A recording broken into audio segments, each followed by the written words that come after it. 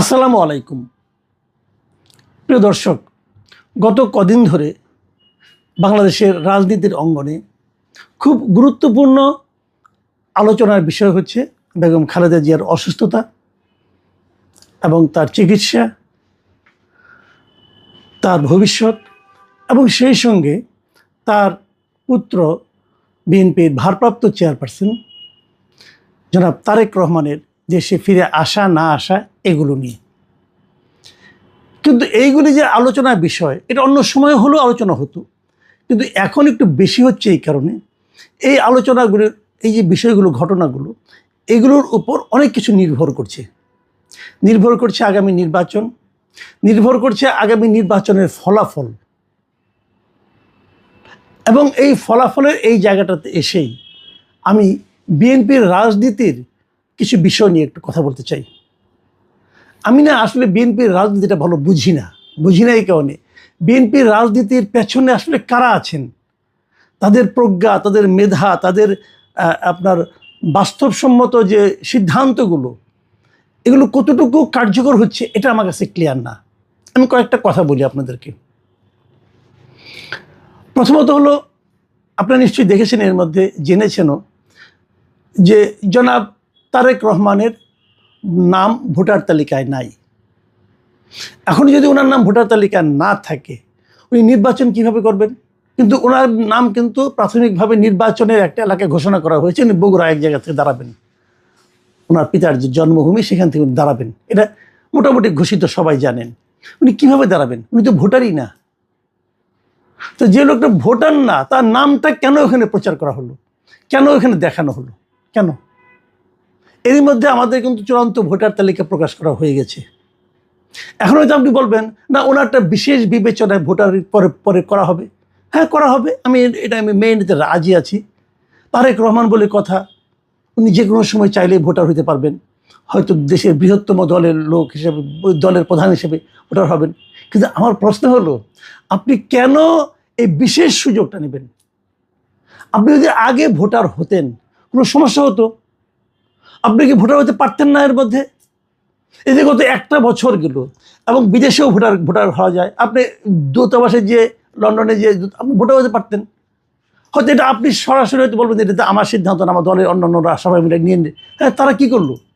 তারা করেনটা কি? এই যে ওনার সঙ্গে যারা থাকেন, তারা কেন এতদিনও তারেক রহমানকে ভোটার করলেন না? আচ্ছা, এটা কি এমন কিছু যে ভোটার আমি হব কি হব না আরেকটু দেখে নেই? আপনি কি দেখবেন ভাই? প্রথম কথা হলো, আপনি যদি বাংলাদেশের রাজনীতিতে ভোট করতে চান, আপনি যদি নির্বাচন করতে চান, আপনি যদি নির্বাচনে বিজয়ী হতে চান, আপনি যদি একটা বিজয়ী দলের প্রধান হিসাবে আপনি সংসদে ভূমিকা রাখতে চান, অথবা আপনি যদি বৃহত্তম বিজয়ী দলের প্রধান হন, তাহলে আপনি প্রধানমন্ত্রী হওয়ার আপনাকে চান্স আছে। যদি সেটা হতে চান, এই সব কিছুর মূলে হলো আপনার ভোটার হওয়া। তো সেই জিনিসটা আপনি এতদিনেও হননি কেন? এখন অনেকে হয়তো বলবেন, কারণ উনি ভোটার ছিলেন না আগে, এখন ভোটার নাই কেন? হ্যাঁ, এটা আপনাদের মনে রাখা দরকার। উনি কিন্তু ভোটার হয়েছিলেন, এই দেশে ভোটার ছিলেন উনি। ওনার ভোটার নামটা বাতিল করে দেওয়া হয়েছিল। কে করেছিল? আওয়ামী লীগ আমলে হয়েছিল কাজটা। আওয়ামী লীগ তো ইন্টেনশনালি অনেক অপকর্মই করেছে, আওয়ামী লীগ সরকার, তার মধ্যে এটাও একটা। এটা আমার যতদূর মনে পড়ে যে বলা হয়েছিল যে ওনার ঠিকানায় যে ওনাকে পাওয়া যাচ্ছে না, এই জন্য ভোটার তালিকা থেকে ওনার নাম বাদ দেওয়া হয়েছিল। মানে উনি তো থাকতেন মইনুল রোডে থাকতেন, ক্যান্টনমেন্টে। ওইখান থেকে ওনাকে তো, ওনার মাকে তো উচ্ছেদ করা হয়েছিল, এটা আপনি জানেন, সবাই নিশ্চয়ই মনে আছে। সে এক নাটকীয় ঘটনা। সেই উচ্ছেদের পর তো ওটাই ছিল ওনাদের ঠিকানা। ওই ঠিকানায় যে ওনাকে পান নাই, অতএব ওনার ভোটার তালিকা নেই, ওনার বাংলাদেশে কোথায় পাওয়া যায় নাই, অতএব ভোটার তালিকা বাতিল করে দেওয়া হয়েছিল এই অজুহাতে। এরকম আওয়ামী লীগ আমলে অনেক কিছুই হয়েছিল। তো বাতিল যেটা হয়ে গিয়েছিল, এখন আপনার নতুন করে ভোটার হতে অসুবিধাটা কোথায়? এটা তো আপনি ইজ্জত যাবে না। আপনি তো আইন মানতে হবে। নির্বাচন কমিশনকে আপনি তো নতুন করে আইন ক্রিয়েট করবে? তারও চেয়ে বড় কথা, এই মাসে, এটা ডিসেম্বর মাস চলছে, যদি নির্বাচন ফেব্রুয়ারিতে হয়, সম্ভবত ডিসেম্বরের 12 তারিখের মধ্যেই শিডিউল ঘোষণা করা হবে।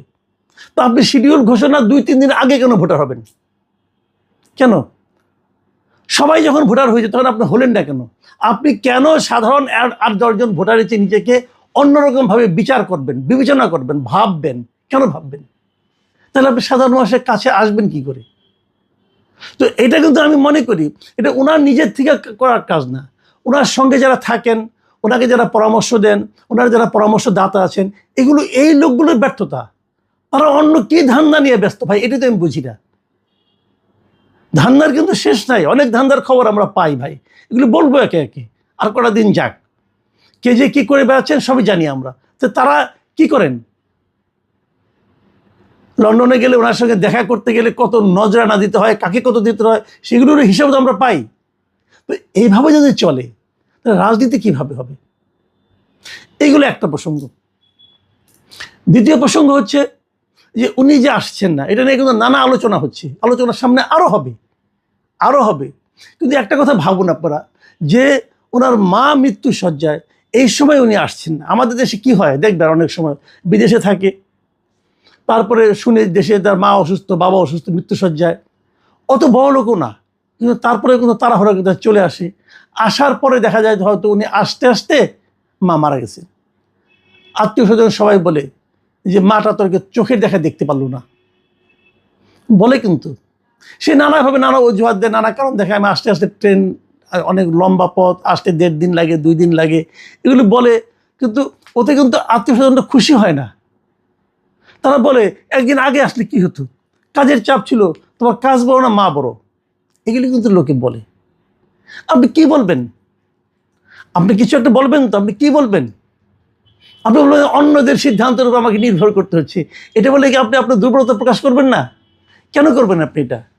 এবং তারও চেয়ে বড় কথা, এতগুলো আমি সব বাদ দিলাম, তারও চেয়ে বড় কথা, একটা কথা ইদানিং খুব শোনা যাচ্ছে দেশে, বিভিন্ন জন বলছেন, সোশ্যাল মিডিয়ায় দেখছি, আলোচনা হচ্ছে, বিভিন্ন সোর্স থেকে খবর পাচ্ছি, যে একাধিক, আমি ওই জন্য কিছুটা ইঙ্গিতও দিয়েছিলাম ডিপ স্টেটের নামে, যে একাধিক বিদেশি গোয়েন্দা সংস্থা তারা এখন এখানে খুব সক্রিয় অবস্থায় আছেন।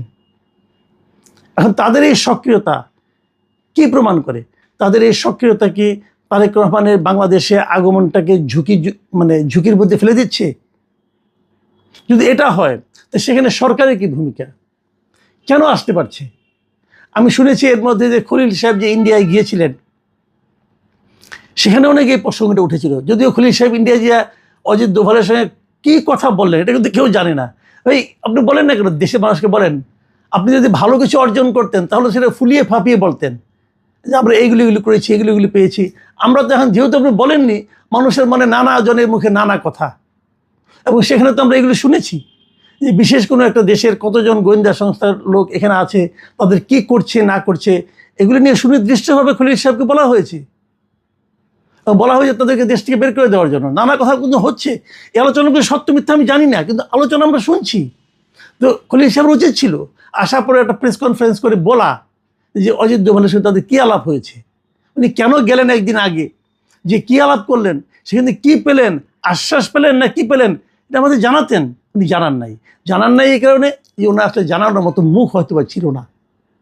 কিন্তু আমরা যতটুকু শুনেছি বিভিন্ন সোর্স থেকে, বিভিন্ন মাধ্যমে, সেটা হলো সুনির্দিষ্ট ভাবে বলা হয়েছে যে কয়েকটা দেশের কথা বলা হয়েছে, তাদের গোয়েন্দারা বাংলাদেশে এখন অবাধে বিচরণ করছে। এখন এই গোয়েন্দারা এরাই কি বেসিক্যালি তারেক রহমানের জীবনের জন্য হুমকি? অন্ততপক্ষে তারেক রহমানের কাছে কি এই ইনফরমেশনটা আছে? যদি সেটা হয়, সেটা দূর করার দায়িত্ব কার? সরকারের। সরকার সেটা পারছে? যদি না পারে তাহলে এরকম হতে থাকবে। তো এখানে দুটো পার্ট। কিন্তু আবার আরেকটা কথা মাংস উঠে, অনেকে বলে যে ধরা যাক তারেক রহমান সাহেব ঠিক সময় আসতে পারলেন না, অথবা আস্তে আস্তে অনেক কিছু ঘটে গেল, আল্লাহ না করুক, কিন্তু ঘটে গেল, ধরা যাক, লাভটা হবে কার? সিম্পলি কথাটা ভাবেন যে অপরাধ বিজ্ঞানে কি বলে, যখন কোনো একটা অঘটন ঘটে, অঘটনের পেছনে কে, যদি সেটা তোমরা খুঁজতে চাও, তাহলে প্রথম দেখবা যে এই অঘটনের ফলে লাভ হলো কার, মানে বেনিফিশিয়ারি কে। যিনি বেনিফিশিয়ারি তার দিকে প্রথম সন্দেহের চোখে তাকাও। তো তারেক রহমান যদি ঠিকঠাক মতো না আসতে পারেন তাহলে কি হবে? দেশে ওনার ইমেজ ক্ষতিগ্রস্ত হবে, বিএনপির ইমেজ ক্ষতিগ্রস্ত হবে, বিএনপির ভোট কিছুটা কমবে। লাভ হবে কার? লাভ কি কোনো পলিটিক্যাল পার্টির হবে? লাভ কি কোনো ব্যক্তির হবে? লাভ কার হবে? আপনারা ভাবুন। আমি কয়েকদিন আগে কিন্তু বলেছিলাম যে আবার -2 চলছে কিনা, সেটা নিয়েও একবার ভাবুন, লাভ হবে কার? সেই -2 ওই প্রজেক্ট, ওটা কি আরও দৃঢ় হবে? এরকম নানা আলোচনা এখন হচ্ছে। হয়তো আলোচনা কিছুই হতো না, যদি উনি চলে আসতেন, উনি অবস্থান নিতেন, অনেক কিছু হয়তো হতো না, অথবা অনেক কিছু হতো। কিন্তু এখন যেটা হয়েছে যে অনিশ্চয়তার কারণে, স্পষ্ট করে কিছু না বলার কারণে, স্পষ্ট করে কিছু না ঘটার কারণে আমাদের মতো সাধারণ মানুষ যারা আছেন তাদের মধ্যে নানা রকমের সন্দেহ, নানা রকমের চিন্তা ঘুরপাক খাচ্ছে। এবং এই চিন্তাগুলো সাধারণ মানুষের মধ্যে আলোচনা হচ্ছে। এই আলোচনাগুলো যতদিন দূর না হবে ততদিন পর্যন্ত কিন্তু দেশে একটা স্বাভাবিক অবস্থা আসবে না।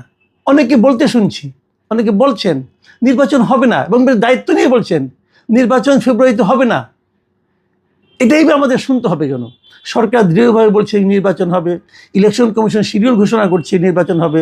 আমাকে বিএনপিরাও কেন বলছিলেন যে ভোটারের হওয়া যাবে, কোনো সমস্যা নেই, নির্বাচন তার ফেব্রুয়ারিতে হচ্ছে না। তো এই ধরনের কথা যদি আমাদের শুনতে হয় সেটা তো ভালো কথা না। তো আমি মনে করি এগুলো নিয়ে আলোচনা হওয়া উচিত, এগুলো নিয়ে কথা হওয়া উচিত, এগুলো নিয়ে দলগুলো তার সবার চিন্তা করা উচিত, বিএনপির তো চিন্তা করাই উচিত। প্রিয় দর্শক, এখন এ পর্যন্তই। আল্লাহ হাফিজ।